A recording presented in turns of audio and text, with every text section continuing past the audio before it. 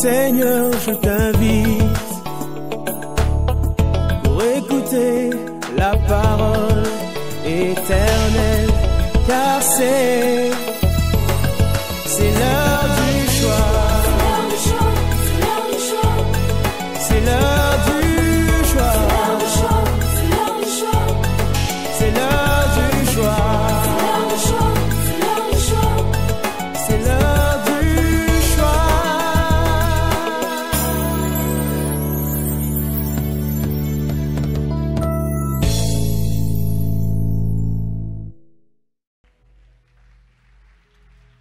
Alléluia. Alléluia. La joie du Seigneur, c'est notre force. Amen. Dieu est bon en tout temps. Lorsque les temps changent, Dieu reste bon. Amen. Alléluia. Est-ce que quelqu'un est dans la joie? Est-ce que quelqu'un est dans la joie? Alléluia. Que le Seigneur soit béni. Notre joie ne dépend pas de ce que nous avons ou de ce que nous faisons. Non, non, mais de celui qui est en nous. Alléluia. La joie du Seigneur est notre force. Amen. Et dans sa présence, nous sommes affermis. Nous sommes renouvelés. Amen. 1 Pierre 4, verset 10. Donc, vous souffrez, nous avons des problèmes techniques, il n'y a pas de texte, mais nous avons nos textes dans notre cœur. On va y aller. Comme des bons dispensateurs des diverses grâces, mettent au service des autres le don qu'il a reçu. Ok, on y va très bien et à l'unisson. Comme des bons dispensateurs des diverses grâces de Dieu, que chacun de vous mette au service des autres le don qu'il a reçu. Amen. Il n'y a pas de gens qui ont appris ce langage de gestes pour nous mettre ces versets dans les gestes. Comme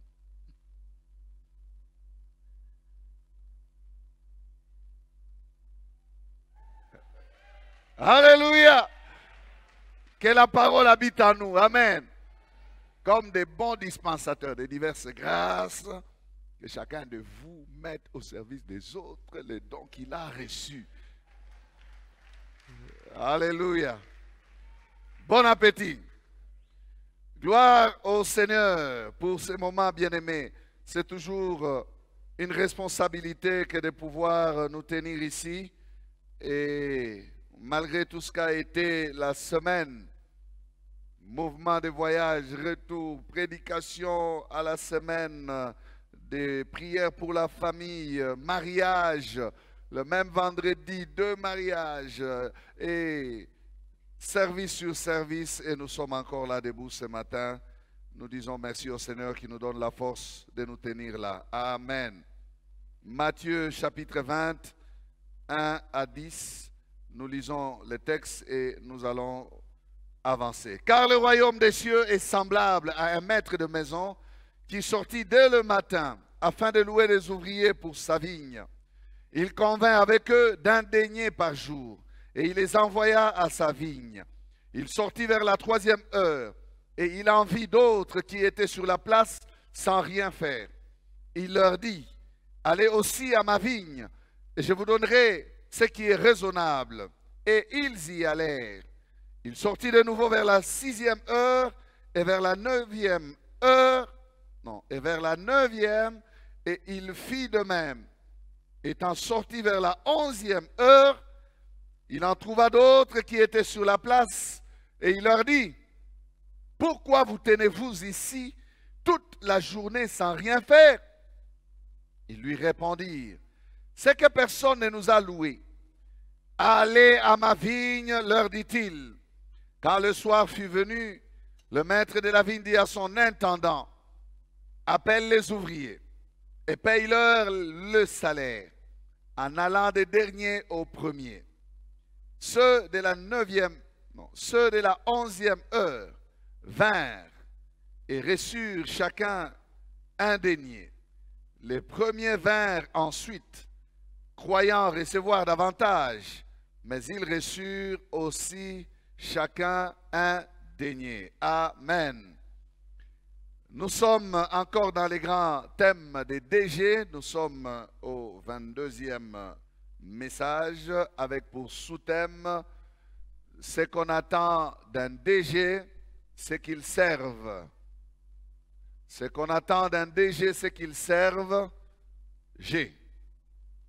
Nous étions à F, nous sommes à G maintenant. Amen. Nous avons ici, frères et sœurs, une parabole de Jésus parlant du royaume des cieux, et cette parabole est dénommée par les étudiants de la Bible la parabole des ouvriers loués à diverses heures. La parabole des ouvriers loués à diverses heures. Jésus avait l'habitude de parler en parabole. Parler en parabole, c'est faire appel à des récits allégoriques, des récits dont l'essence n'est pas celui que les oreilles entendent. Non, des récits qui cachent en fait un sens qu'il faut ou dont il faut avoir l'intelligence pour les saisir. Et Jésus parlait en parabole parce qu'il voulait à ce que ceux qui ne croyaient pas facilement en lui ne comprennent rien. Il voulait qu'ils restent dans leur ignorance. Jésus recourait aux paraboles sciemment.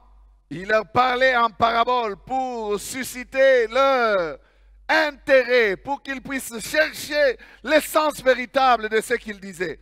Il voulait qu'ils adhèrent à son enseignement. Mais étant donné que la plupart des scribes et des pharisiens, des religieux de l'époque, c'étaient des hommes incrédules au message de Jésus, les paraboles étaient un moyen pour Christ de les maintenir dans leur incrédulité. Et quelque part, il dira, afin qu'ils ne soient guéris et que je ne les sauve et qu'ils ne se convertissent, qu'ils restent comme ça. Ça, ce n'était pas que Jésus ne voulait pas que ces hommes ne se convertissent pas. Non, c'est que Jésus savait qu'ils ne se convertiront pas. Alors il ne leur pas facilité aussi la chose, connaissant leur cœur. Mais vous et nous, le Seigneur nous a donné le discernement. Il nous a donné le cœur de comprendre sa pensée, de saisir sa parole. Et à travers les âges, les hommes ont compris le message de l'Évangile, même l'essence réelle des paraboles. Amen. Nous avons ici donc une parabole très connue et qui a plusieurs leçons en son sein. La leçon majeure qui est souvent enseignée, c'est celle de la récompense des ouvriers. Mais avant d'y arriver, ça sera notre troisième leçon qu'on n'aura pas le temps d'aborder aujourd'hui. Voyons les deux autres leçons. Et ces leçons, je les appelle les leçons du cœur du maître. Qu'est-ce qu'il y a dans le cœur du maître concernant sa vigne, concernant son œuvre, concernant son travail, concernant les ouvriers de sa moisson? Le cœur de Jésus. La première leçon, c'est qu'il y a dans le cœur de Jésus le besoin d'ouvriers. Amen. Il y a dans le cœur de Jésus les besoins d'ouvriers. Il y a dans le cœur de Jésus les besoins d'ouvriers. Jésus ne veut pas faire le boulot seul. Jésus n'a jamais voulu faire le travail seul. Et Jésus n'a pas voulu laisser les anges travailler dans la moisson, venir faire le travail dans sa moisson, dans sa vigne. Il a voulu que ce soit des hommes. Personne ne me dit Amen. Pourquoi?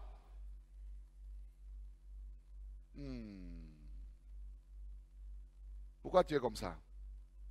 Tu m'inquiètes? Est-ce que tu comprends l'essence de ce que je suis en train de dire dans cette première leçon-ci? Il n'a pas voulu que ce soit les anges qui servent dans sa vigne, ici sur terre. Savez-vous que ça allait être facile pour lui? Pouf, les anges travaillent. Le matin, les anges descendent ici avec un aspirateur spirituel. Tout est arrangé. C'est propre. Et à l'heure de la prédication, un ange se tient ici. La joie du Seigneur, c'est notre force. Et il dit, le Seigneur m'envoie vous dire. Non, non, le Seigneur n'a pas voulu ça. Il a laissé les anges. Il a voulu qu'il ait des ouvriers, dont toi et moi. Mais les cœurs du Seigneur. Un cœur intéressant. Regardez dans cette parabole. Toute la journée, dès le matin, jusqu'à ce que le soleil commence à se coucher, le Seigneur ne cesse de sortir. Il est sorti dès le matin, puis à la 3e heure, la 6e heure, la 9e heure et la 11e heure. Ces heures sont les matins là, dès le matin, c'est la première heure, 6 heures du matin, 9 heures du matin, 12 heures, 15 heures et 17 heures. Pas de repos pour Jésus. Il ne cesse de sortir. Il sort à la recherche des ouvriers. Il a le cœur. Il cherche des hommes avec lesquels travailler. Il a le cœur. Le travail de la vigne du maître exige plus d'ouvriers que nous ne le pensons. Il est question, bien-aimé, de l'œuvre de Dieu. Il est question du royaume de Dieu. C'est la plus grande des entreprises. La plus grande de toutes les entreprises, je dirais même. Celle qui engage depuis le début des temps. La moisson du Seigneur a toujours eu besoin d'ouvriers. Et le Seigneur n'a jamais cessé les recrutements. Il ne cesse de recruter. Il ne cesse d'appeler. Il ne cesse de sortir. Si le récit s'étale sur une journée, frères et sœurs, l'œuvre de Dieu, elle, s'étale sur des siècles. Elle conduit jusqu'à l'éternité. Et nous pouvons comprendre comment à travers les siècles, le Seigneur a eu à susciter des serviteurs qui se sont occupés de sa moisson. Il n'a jamais arrêté. Et il continue à le faire jusqu'à ce jour. Pas de repos pour Jésus. Il n'a jamais arrêté. Il cherche toujours des serviteurs. Toujours. Toujours. Matthieu chapitre 9, verset 36 à 38. Voyant la foule, il fut ému de compassion pour elle, parce qu'elle était languissante et abattue, comme des brebis qui n'ont point de berger. Alors il dit à ses disciples, la moisson est grande, mais il y a peu d'ouvriers. Priez donc le maître de la moisson d'envoyer des ouvriers dans sa moisson. Amen.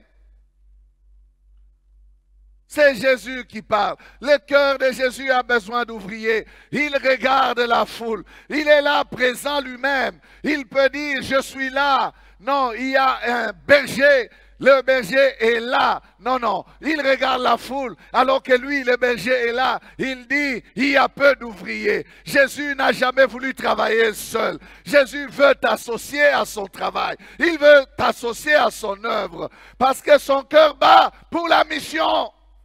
Le cœur de Dieu bat pour la mission dans la moisson. Il veut des hommes et des femmes qui vont l'épauler. Il a compassion de la foule. Frères et sœurs, il y a toujours quelque chose à faire. Il veut des bras, il veut des pieds, il veut des bouches, il veut des hommes disponibles. Son cœur a besoin d'ouvriers. Regardez, c'est lui qui constate que la foule est là languissante. Il est là pour servir la foule. Mais il dit, priez le maître de la moisson d'envoyer des ouvriers dans sa moisson. Le maître de la moisson d'envoyer des ouvriers dans sa moisson. C'est le maître de la moisson qui envoie les ouvriers. C'est le maître de la moisson qui ressent ses besoins. C'est le maître de la moisson qui recrute les ouvriers. Voilà pourquoi c'est le maître de la maison. Dans notre parabole, on parle du maître de la maison. Le propriétaire de la vigne, c'est le maître de la moisson. Maître de la maison, maître de la moisson. Amen. C'est lui. Il sort, il revient. Non, non, il voit l'ampleur du travail. Il sort encore, il revient. Regardez son cœur. Son cœur bat pour la mission dans sa moisson. Priez donc le maître de la moisson d'envoyer des ouvriers dans sa moisson. C'est sa moisson. Mais priez. Dites-lui, maître, sors. Est-ce que quelqu'un est avec moi? Est-ce que toi tu comprends ce que moi je comprends?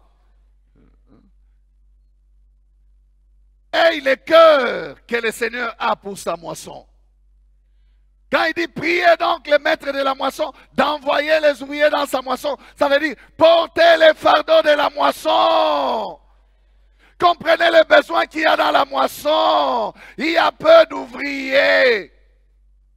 Ayez le cœur pour parler au maître de la moisson. Dit maître, nous ne sommes pas assez nombreux, mais envoie encore les autres. Le maître se lèvera, il sortira pour aller chercher les ouvriers et les envoyer dans sa moisson. Amen. Priez donc le maître de la moisson d'envoyer les ouvriers dans sa moisson. Ça, c'est sa responsabilité. Personne ne lui arrachera cette responsabilité-là. Personne ne va se retrouver dans la moisson recommandé par lui-même. On ne se recommande pas soi-même. On ne s'appelle pas soi-même. Même si on a des biceps, même si on a de l'argent, même si on a de l'intelligence, même si on a étudié la théologie, même si on a fait des choses, on ne peut pas se retrouver dans la moisson par soi-même. Non! C'est le maître de la moisson! Priez le maître de la moisson. Le maître de la moisson, c'est le maître de la maison. Le propriétaire à qui appartient la moisson. Dès le matin, il est sorti. Si nous devons étaler, bien-aimés, l'existence de la terre, selon cette parabole, nous pouvons dire que le matin, c'était le temps de commencement. Et bientôt, la nuit vient. Bientôt, c'est le soir. Ça sera la fin. Mais dès le matin, c'est-à-dire que depuis le premier temps, les temps anciens, le Seigneur n'a jamais cessé de sortir pour prendre des hommes et les envoyer dans sa moisson. Il y a eu des hommes comme les Enoch, il y a eu des hommes comme les Noé, qui sont des ouvriers de la première heure. Puis il y a eu des hommes comme des Abraham, des Isaac et des Jacob. Puis il y a eu des hommes comme Jésus-Christ qui est sorti vers le midi parce que lui c'est le soleil de justice. Il est venu Jésus. Il a servi son Dieu sur cette terre. Puis après Jésus, il y a eu les apôtres. Après, les hommes comme Pierre et Paul. Ils ont pris les flambeaux. Ils ont continué à servir. Ça, c'était vers les 13h, 14h. Puis il y a eu, bien aimé, les gens comme les Martin Luther, les Calvin, les autres, vers les 15h. Puis après, il y a eu des hommes comme les Charles Finney, les Spurgeon, les Wesley, les autres. Le temps est en train d'avancer. Puis il y a eu des hommes comme des Jacques Verneau, les ouvriers des 17h, de la 11e heure. Et puis après, il y a des hommes comme les Sembe, les Safari et les Amani. Vers les 17h30. Bien aimé, le temps est en train d'avancer. Le temps est en train d'avancer. Le Seigneur n'a jamais cessé de sortir. Il trouve les serviteurs, il dit, allez à ma vigne. Il sort, il trouve les serviteurs, il dit, allez à ma vigne. Il sort, il trouve, il dit, allez à ma vigne. Depuis que ça a commencé, ça n'a pas encore cessé. Mais j'aimerais te dire que ça cessera un jour. C'est son cœur. Il ne veut pas faire le travail seul. Il n'a pas voulu que les anges fassent le travail. Il est quelle heure maintenant à la montre de Dieu? Je ne sais pas. C'est la dernière heure. Quand je méditais sur ces choses, frères et sœurs, je me dis, mais regardez, le Seigneur parle, il dit 9 heures, 12 heures, 15 heures. Mais ça devait être tout à fait logique qu'il parle de 18 heures. C'est 3, 3, 3, 3. Mais il ne fait pas cela. Regardez le temps de la grâce. C'est comme si au temps de la fin, il recule un tout petit peu la vitesse. Il garde la porte ouverte. 9 heures, 12 heures, 15 heures, 17 heures. Au lieu de faire dans 3 heures, pour que ça soit 18 heures, il fait à 17 heures. Ça veut dire qu'il nous laisse 1 heure, frère. Il te laisse 1 heure. S'il était sorti à 18 heures, c'est fini. Je ne l'aurais pas servi. Ça allait déjà être trop tard. Ça allait déjà être fini. Mais heureusement qu'il est sorti à 17 heures. Pour laisser l'heure de la grâce. 17 à 18 heures, c'est le temps où nous sommes, frères. 17 à 18 heures. Quelqu'un va m'aider à dire à son voisin. 17 à 18 heures, frère. Regarde ton voisin, dis-lui 17 à 18 heures. Il est quelle heure là? C'est combien de minutes? Est-ce que c'est 17h30 ou c'est 45? Depuis le temps des apôtres, c'était 17 heures. C'était la dernière heure. Il n'y a qu'une seule heure qui reste, frère. Combien de minutes avons-nous consommé dans cette heure-là? Pourquoi ne voulons-nous pas répondre au cœur du Seigneur qui nous attend dans sa moisson? Son cœur bat pour les ouvriers. Il est à la recherche des ouvriers. Il est encore 17 heures. Passé de quelques minutes. Combien de minutes? Je ne sais pas.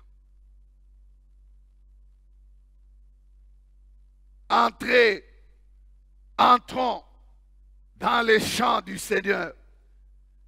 Entrons, bien-aimés, dans cette grande moisson pendant qu'il y a encore possibilité de servir. Bientôt, ce sera trop tard.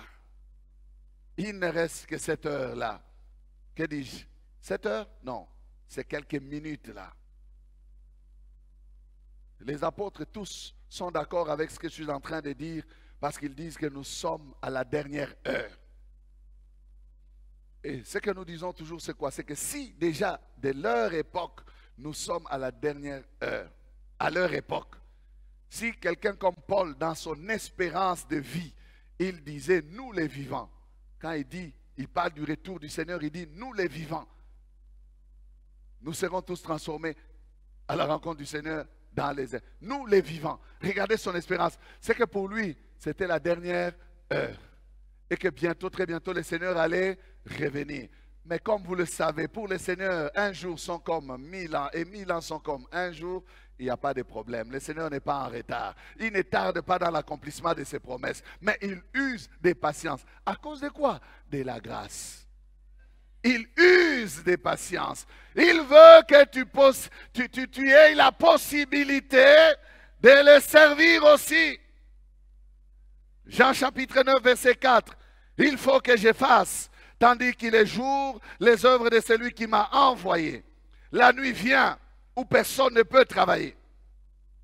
La nuit vient où personne ne peut travailler.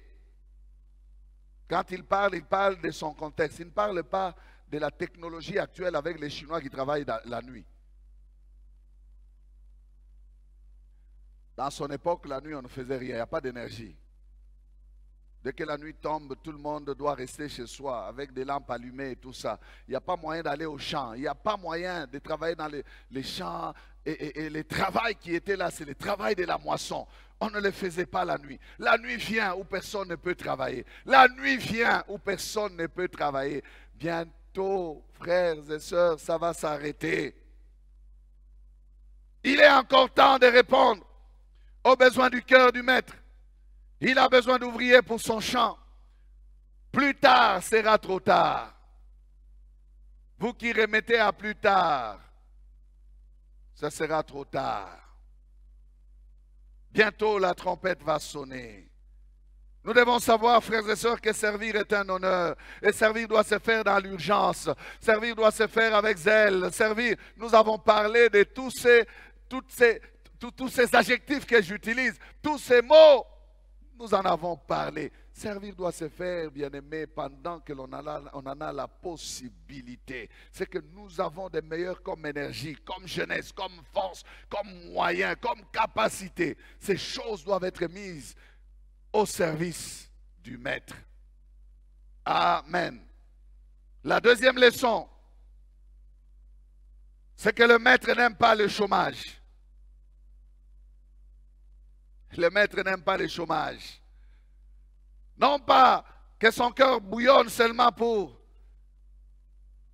la moisson, mais il veut voir que tous, que plusieurs puissent s'occuper de la moisson. Le maître de la moisson ou de la maison a besoin d'ouvriers. Il pouvait se réjouir de trouver les ouvriers du matin, de leur confier la tâche pour qu'ils puissent faire tout le travail. Mais non, regardez ces mouvements incessants. Le matin, il sort, à 9h, il sort, à 12h, il sort, à 15h, il sort. À 17h, enfin, il sort. Regardez ces mouvements. Cela nous apprend plus encore sur son cœur. Il sortit vers la 3e heure et il en vit d'autres qui étaient sur la place sans rien faire. Il leur dit, allez aussi à ma vigne et je vous donnerai ce qui sera raisonnable. Et ils y allèrent. Versets 3 et 4. Il y a les mots ici, sans rien faire, qui nous intéressent. Il en vit d'autres qui étaient sur la place sans rien faire. Sans rien faire. Être sur la place sans rien faire, ça signifie que le Seigneur n'est pas d'accord avec le chômage. Il en vit d'autres qui étaient sur la place sans rien faire. Je ne sais pas, mon frère, tu es là sans rien faire. Pourquoi? Il en vit d'autres qui étaient dans les temples sans rien faire. Il en vit d'autres qui sont à la parole éternelle sans rien faire. Pourquoi es-tu ici sans rien faire? Le Seigneur te voit ce matin. Il te voit, toi qui ne fais rien. Il y a des gens qui sont déterminés à ne rien faire à l'église. C'est une résolution. Donc il dit, je viens seulement pour prier. Il est même décidé. Il dit, les affaires des églises ici, non, non, moi je viens seulement pour prier. Comme je dois prier, je viens seulement pour prier. C'est de toi qu'il est question. Tu es sur la place sans rien faire. Il en vit d'autres qui étaient sur la place sans rien faire. Je suis en train de dire à quelqu'un que le Seigneur n'aime pas le chômage. Trop de pertes dans les sans rien faire. Trop de manques à gagner dans les sans rien faire. Trop de bras qui chôment sans rien faire. Sans rien faire ne bénéficie pas à l'œuvre de Dieu. Sans rien faire n'intéresse pas le Seigneur. Sans rien faire. Regardez comment le Seigneur leur parle. Allez aussi à ma vigne. Il faut bien lire. Hein? Allez aussi à ma vigne. Aussi. Malgré qu'il y en a qui sont en train de faire, ajoutez-vous aussi à cela. Malgré qu'il y a des gens qui servent, il y a encore des besoins dans le royaume. Malgré qu'il y a des places occupées, des places réservées comme on parlait dimanche passé, il y a encore des places dans les rangs des serviteurs. Je disais que les postes vacants, c'est les postes de serviteurs. Ne cherchez pas des nominations quelque part, non. Servez. Allez aussi à ma vie. Quittez le chômage. Ne restez pas dans les sans rien faire. Passez à l'action. Allez aussi à ma vie. Je peux ouvrir une parenthèse ici, frères et sœurs, pour vous étaler seulement les choses qu'il y a à faire à l'église. Non, il y a beaucoup de choses à faire. Beaucoup de choses à faire. Beaucoup de choses à faire. Prenez les aspects techniques. Vous êtes technicien, vous êtes toujours assis. Quand ça fait oui, vous dites, ils ne connaissent pas les boulots, ces enfants. Moi, je suis ingénieur de l'ISTA. Mais tu ne nous aides pas. Pourquoi? Il y a des choses à faire. Beaucoup de choses à faire. Beaucoup de choses à faire. Même pour celui qui n'a pas de compétences, de capacités intellectuelles ou technologiques ou tout ça. Mais il a des muscles au moins. N'est-ce pas? Il peut mettre ses muscles à la disposition de l'œuvre de Dieu. Venir soulever des choses, venir classer, venir... Et même celui qui est trop occupé, mais qui a au moins quelque chose dans sa poche. Il peut aussi participer en donnant ce qu'il a, n'est-ce pas? Que dire de ça? Chanter. Que dire du service d'accueil? Que dire de la prière? Que dire des visites? Que dire d'aller gagner des âmes? Vous voyez? Non. Si on posait à chacun la question, où est-ce que tu peux te retrouver? Il se retrouvera quelque part. Allez aussi à ma vigne, non? Pourquoi vous asseyez-vous là à dormir ce matin? Il y a des choses à faire, mes frères. Et ces choses ici, ce n'est pas le travail d'une seule personne. Non. Si le maître lui-même ne fait que sortir pour chercher des ouvriers, à combien plus forte raison, nous les serviteurs de Dieu, nous les pasteurs, nous avons besoin de vous, frères. Non, je ne suis pas le seul à faire le travail ici. Non. Non, non. Pas les seuls. Il y a des choses à faire. Dites à votre voisin, le maître de la maison n'aime pas le chômage. Ne chômez plus. Amen. Regardez, avançons. Au verset 6 et 7. Étant sorti vers la 11e heure, il en trouva d'autres qui étaient sur la place et il leur dit, pourquoi vous tenez-vous ici toute la journée sans rien faire? Il lui répondit, c'est que personne ne nous a loués. Allez aussi à ma vigne, leur dit-il. Non, le maître de la maison n'aime pas le chômage. Pourquoi vous tenez-vous ici toute la journée sans rien faire? Ça, c'est une autre sortie, la sortie du soir. Et la question est maintenant amplifiée encore.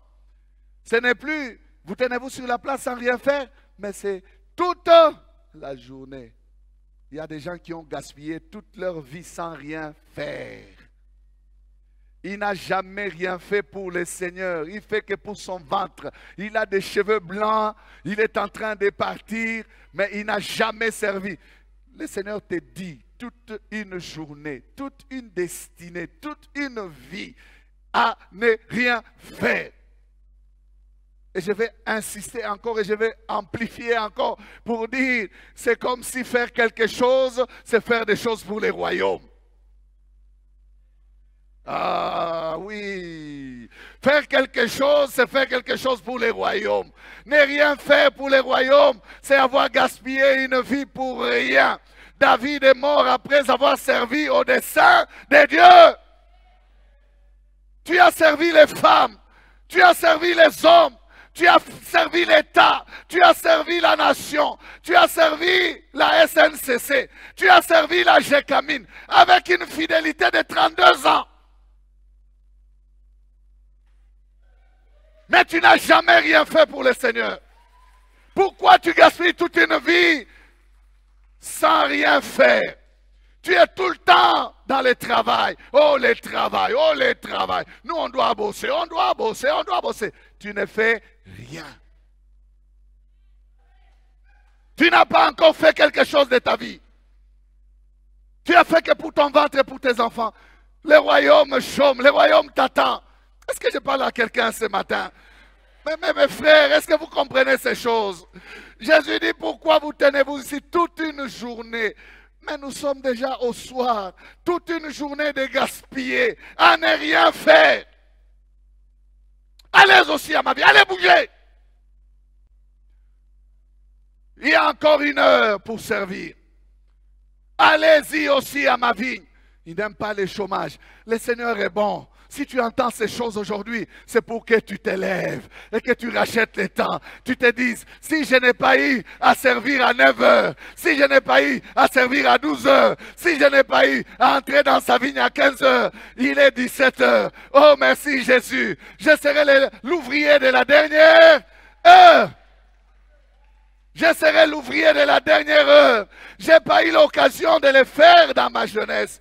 Seigneur, donne-moi la force, le peu de temps qui me reste, que je les consacre à ton service, le peu des années qui me restent, que je les passe à Dieu, au royaume, dans le service, utile au maître, utile au maître.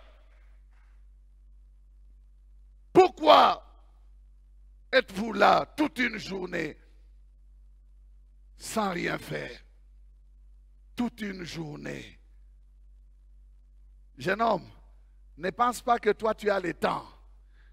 Parce que toute une journée peut paraître pour toi une question d'âge. Dis, oh, c'est pour ceux qui ont des 60 ans, 65, ils sont sur la pente du départ. Non, non, ce n'est pas pour ceux-là seulement. L'heure, ce n'est pas seulement l'heure de l'âge. C'est aussi l'heure selon son retour. Toi aussi, tu as tellement gaspillé toute une journée. Ce temps dans lequel nous sommes, c'est le temps de la fin. Et celui qui est âgé, et celui qui est jeune, tous nous sommes soumis, bien-aimés, au calendrier de son retour. Rachetons le temps. Rachetons le temps. Rachetons le temps. Il y a des gens qui ont des réponses, c'est que personne ne nous a loués. Ça, ce sont ces gens, quand je méditais ces choses, qui me disent, non, pasteur, vous ne nous avez pas confié des responsabilités. Je vous ai déjà raconté l'histoire de cet homme, on se croise avec lui au Pullman. Il me dit, pasteur, vous êtes en train de finir même la construction du temple, mais nous sommes là, vous ne nous visitez pas. Moi, je dis, papa, vous êtes de l'église? Oh, mais oui, on vient. Mais je dis, mais vous entendez le communiqué? Est-ce que moi, j'ai la force de visiter chacun de ceux qui sont haut placés? C'était un homme haut placé. Est-ce que j'ai le temps de visiter chacun de ceux qui sont haut placés pour aller demander, demander, demander, demander, demander et demander encore? C'est l'œuvre de votre Père. Vous dites, oh non, vous êtes en train de finir même les temples, vous ne nous avez pas visités. J'ai compris, j'ai des oreilles pour entendre, j'ai entendu que vous n'êtes pas passé demander l'argent des contributions. Mais nous faisons des annonces ici. Est-ce que vous entendez des annonces ou non? Nous faisons des annonces ici. Là maintenant, nous avons demandé une parcelle au Bel-Air. Est-ce que vous avez réagi jusque-là? Réagissez. Ne dites pas, pasteur, vous avez commencé au Bel-Air, vous ne nous avez pas visités. Nous allons commencer. Que vous vous leviez ou non, nous commencerons parce que lui, il va se lever. Levez-vous, frère. Levez-vous. Oh non, nous sommes là. Vous savez, il ne faut pas servir avec l'essence de vouloir se glorifier. Oh. Vous savez, moi j'entends des choses. Il y avait des gens ici, c'est vrai. Il y avait des gens qui ont servi leur Seigneur avec tout ce qu'ils avaient. Mais cette œuvre ici n'est pas l'œuvre d'une personne. N'est pas l'œuvre d'une personne. C'est l'œuvre de tous. De tous ceux qui se sont levés et qui ont contribué. Amen. Oh non. La bonne, non. C'est elle qui a construit les temples pour la bonne.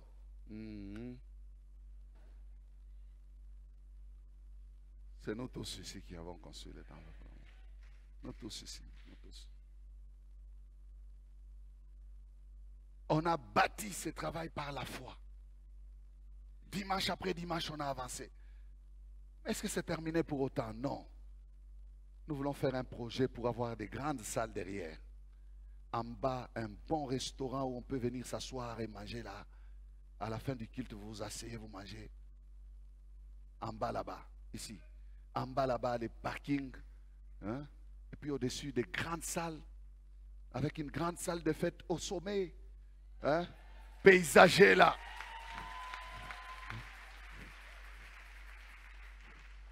Il y a encore à faire. Dites à ton voisin, il y a encore à faire.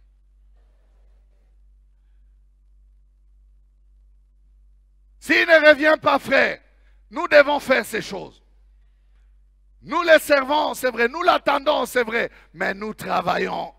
Il y a encore des choses à faire dans sa vigne. Même s'il est 17 heures, allez aussi à ma vigne. Allez aussi à ma vigne. Bougez, ne restez pas là. Ces hommes ont dit, c'est que personne ne nous a loué. Le Seigneur a dit, allez aussi à ma vigne. Il ne veut pas voir quelqu'un chômer. Les ouvriers de la 11e heure, c'est une grande faveur parce que la journée est à sa fin. Vous aussi, vous êtes associés à entrer dans la moisson du maître. Regardez comment ils étaient, ces gens. Découragés parce que personne ne nous a loués. Eh bien, il y a de la place dans le royaume. Si vous n'avez pas pu faire des choses jusque-là, le Seigneur est bon. Il est disponible et il vous dit, vous pouvez les faire pour mon champ. N'est-ce pas une main d'association, ça? Oh, je vous pose une question. N'est-ce pas une main d'association? C'est tard. Il peut dire non, mais la journée est déjà finie, on arrête. Ceux qui sont là, ils sont entrés à 6 heures, à 9 heures, à 12 heures, à 15 heures et à 17 heures. Maintenant, on va encore y ajouter des gens. Non. D'ailleurs, ça sera une dépense. D'ailleurs, ça sera une dépense. Non, mais il tend la main et dit, allez aussi à ma vigne. Je suis en train de m'imaginer, parce que dans la suite, vous allez voir ça. Les gens qui sont là, en train de travailler depuis le matin, ils sont dans la vigne. Là, nous revenons dans une journée. Il voit à 17 h quelqu'un venir, il dit, Capita, on m'a envoyé ici travailler. Il dit, ah, héros. Mais toi, tu es vraiment distrait, tu vas travailler quoi ici? Nous, on a fait tous les boulots, on a suffisamment avancé. Il dit, non, j'ai croisé les maîtres, il dit, maître Angopé. Il y a peu de choses à faire maintenant, il envoie encore des gens. Il dit non, Capita, on nous a envoyé faire. Il dit, ok, allez, venez, il y a encore un peu d'espace ici, mettez-vous là-bas. Allez, défrichez aussi par là. À 17 h. Et aussi, on commençait à faire.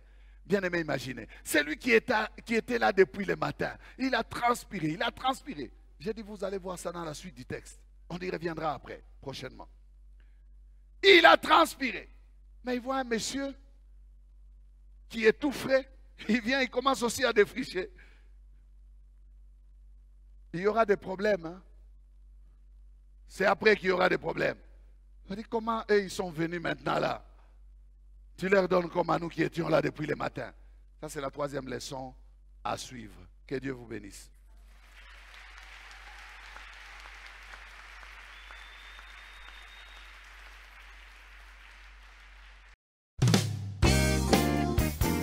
Bien-aimés, nous vous remercions d'avoir suivi ce message et nous prions pour que la grâce du Seigneur continue à agir dans votre cœur et que le message puisse apporter des fruits pour lesquels Dieu l'a envoyé chez vous.